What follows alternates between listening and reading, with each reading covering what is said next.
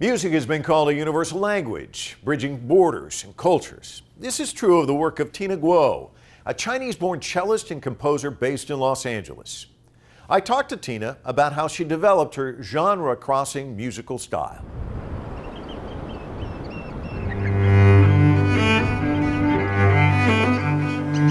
I traveled to Los Angeles to meet with Tina. She's talented and versatile.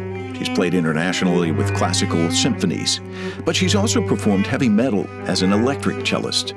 She's played on video games, TV, and movie soundtracks, including blockbusters like Top Gun, Maverick, and Wonder Woman. She's been nominated for a Grammy Award and the Brit Female Artist of the Year. Tina's training to become a world-class musician started early in life.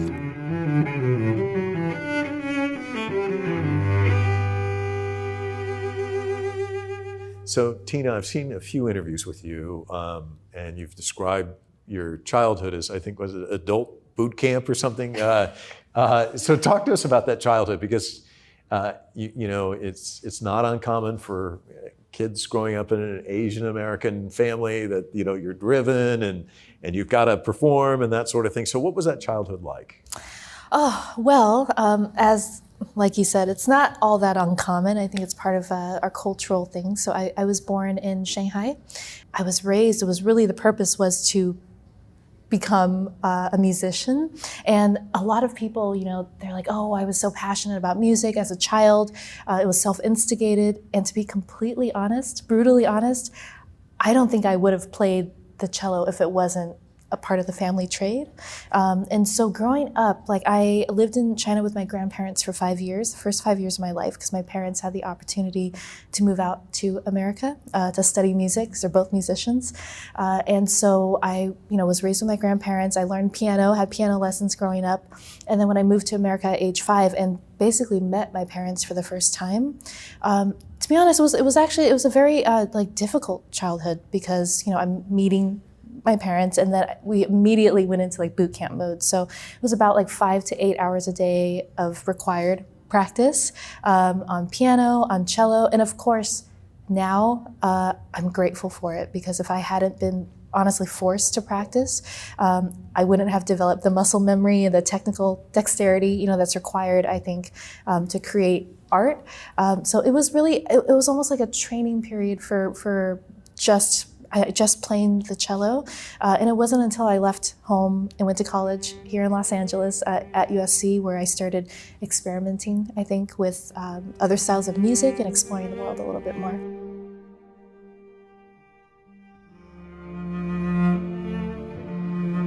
Tina began by playing classical music, but her interest quickly diverged into other genres.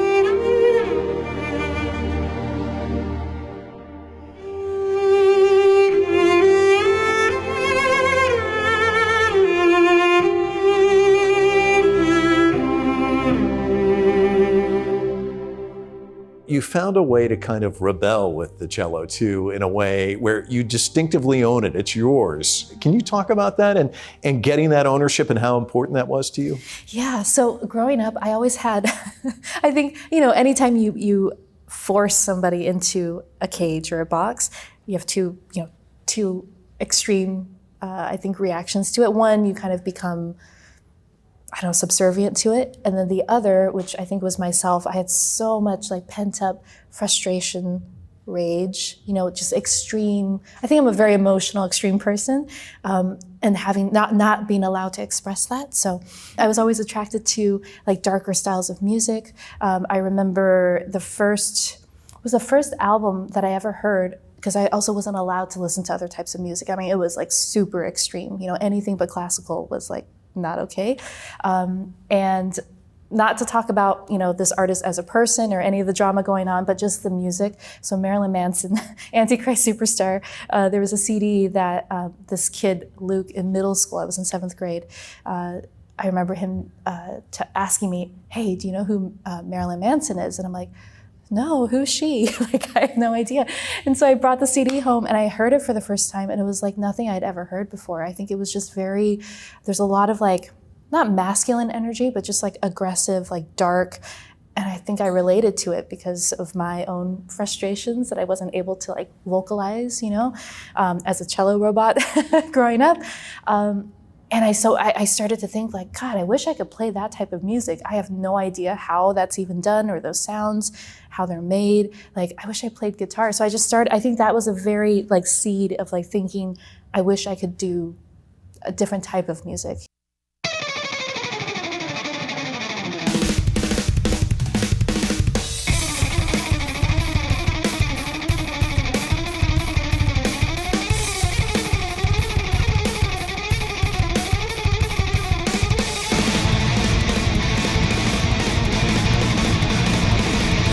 Tina's breakthrough came after she made a video in 2009. It was her interpretation of the song Flight of the Bumblebee, which she called Queen Bee. I was living in a garage at the time in Sun Valley, no air conditioning, no heat, like literally half a garage. It wasn't even a full garage. So times are hard, and I thought about, I'm like, what am I doing? Like maybe my parents were right. Maybe I should just get like a job in an orchestra, but there's nothing wrong with that. It's just, for me, it's not what I wanted to do. I don't know what I wanted to do. I wanted to be free and to express myself. And I think the cello was the only tool that I kind of knew how to use or what to do.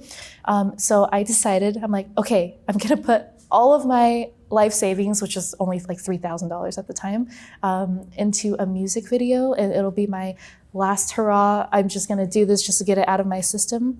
And then I'll audition for the San Diego Symphony. There's an opening, and I started prepping for that. But that wasn't what you wanted to do. I mean, the video, everything was hinging on it. In a way. Because your direction of your life goes in one way or the other. Yeah, it was like one extreme or the other. And I'm sure your parents were like, what are you thinking? Oh, they were we actually didn't speak for like a couple of years. Like they were really, they were really upset because I also left USC. So I literally dropped out of school. To them, that's totally insane. And then you're taking all your money and you're putting it in a music video, which they probably also didn't understand any of that. Oh, no. When they saw that music video, they were very upset. It's called Queen Bee, and it's very artistic. Like, you do have to sign into YouTube to view it, because it was just I literally saw it and I had a dream. And I'm like, I just want to, I don't know, just make this, And it's not a super original idea. It's the Flight of the Bumblebee, and other metal artists have covered it. But I just wanted to do it in like an industrial metal style with like the visual, elements incorporated into it. And I loved it. It was great. I didn't know where it was going to lead to. In the back of my mind, I didn't understand how the industry worked at the time because I was so young. But I thought, maybe Metallica or Rammstein or someone else or Marilyn Manson will see the music video on YouTube and take me on tour and save me from my life. That's not what happened. But that's, I just made it. And I also thought, if it doesn't work, one day I'll show my grandkids, oh, look at me when I was 21 or something. Hi. Hi. What are you doing? You're on my vlog. Am I? Yes. The Queen Bee video drew the attention of German composer Hans Zimmer, who has won Oscar and Grammy Awards for his film scores. Since 2016, Tina has worked extensively with Zimmer and performed as a featured soloist in his live performances.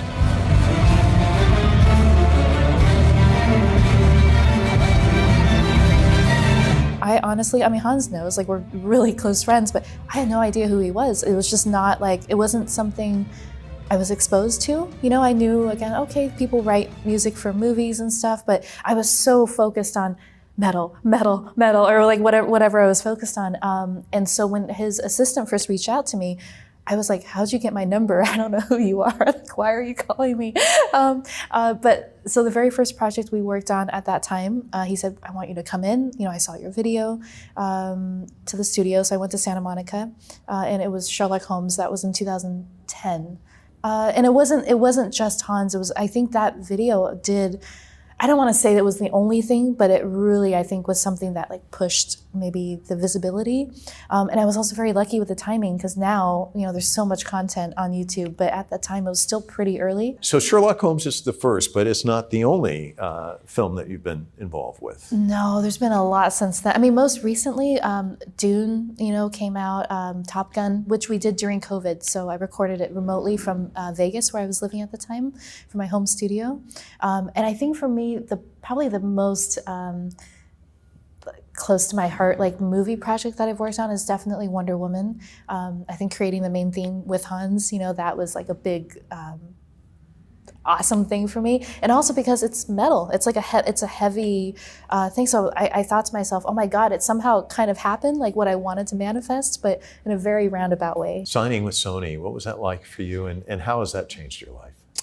Okay, so that was really unexpected. I really didn't think I would get signed to a major label, and now the music industry has changed a lot. But back in the day, because I was born in 1985, so. It was still, it's like a fantasy. And that's why I released so many albums by myself, because I never even thought like, oh, who's gonna sign me? I'm just gonna do it myself. And so when they approached me, it was Sony and Universal actually at the same time. I was like, oh my God, like I have made it. Like whatever that means, I can't believe it. And it's been a wonderful relationship. It's taught me a lot about, I think, a more structured approach to releases. They're like, Tina, you can't just make a song and release it the next day. I'm like, why not? Like, there has to be a marketing plan. Okay, so I've learned a lot from that. And it's been wonderful to have the support, financial support too, to pay for like videos and projects, because previous to that I was self-funding everything. And so I've done 2 full albums with Sony, and then an EP and a bunch of singles. But also now it's like I'm in the middle of discussing with them too, also the next step, because of how the music industry has changed, the fact that I want to focus more on composing, and also to be creative, more creative musically, kind of like to go back to where I started, where if I felt like waking up tomorrow and making some weird tribal ethnic Chinese piece, or like I actually can't do that right now because it is limited by what contractually I can do, and I feel like a lot of artists are going through this right now. So I actually might be leaving, going back to doing my own thing and self-funding everything, but it has really been an incredible partnership, and a really positive experience.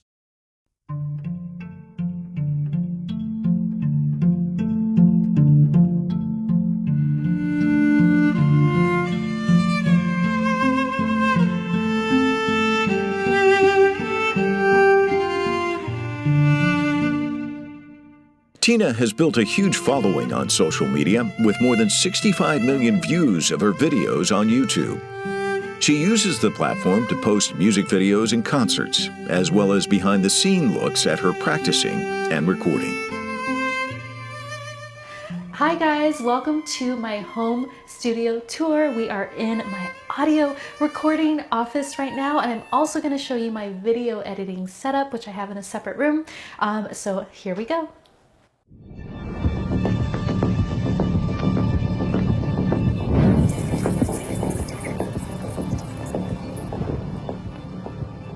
The growth of YouTube, also the growth of you.